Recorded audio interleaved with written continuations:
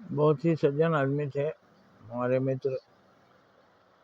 वो बोलते थे कि लड़के की शादी करना है, लड़का कंपनी में एम्प्लॉय है, दहेज हम लेंगे, अच्छा दहेज लेंगे।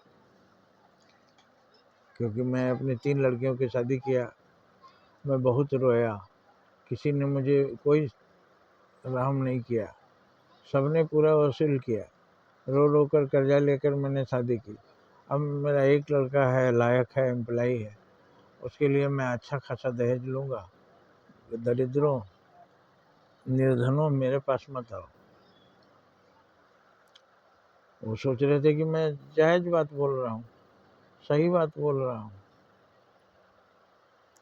और एक सज्जन अच्छा दहेज देकर, मुँह मांगा देकर उन्होंने अपनी बेटी की शादी कर दी। बेटा इकलौता था, इनके रिटायरमेंट का भी धन का वही मालिक था और लड़का भी एम्प्लॉय था।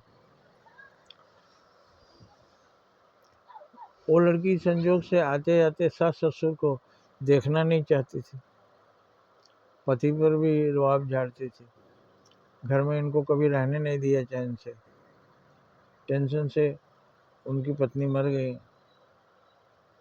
वो अब स्वयं पड़े हुए हैं, खटिया पर पड़े हैं, लाचार हो चुके हैं, तो उठ बैठ नहीं सकते, केवल पड़े रहते हैं।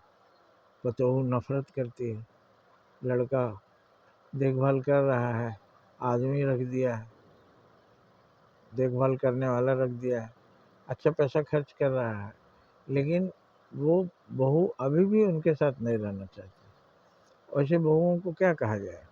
राजा जनक की बात याद दिलाई दिया जाए कि उन्होंने कहा था कि सास ससुर को माँ बाप समझना, और सीता जी को कौशल्या माता बेटी मानती थी।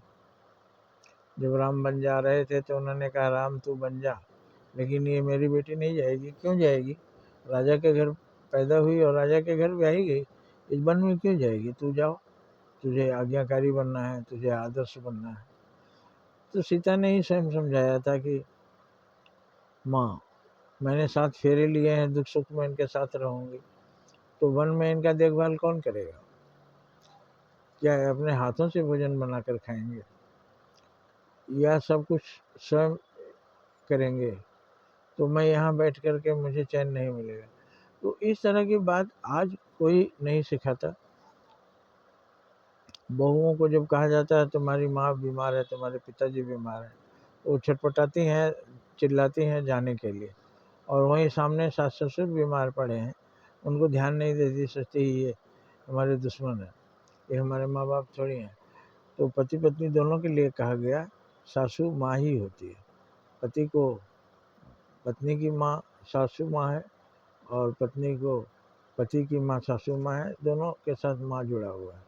जैसे दुर्गा माँ, काली माँ, सरस्वती माँ, वैसे ही ये सासू माँ, अपनी माँ सब होती है।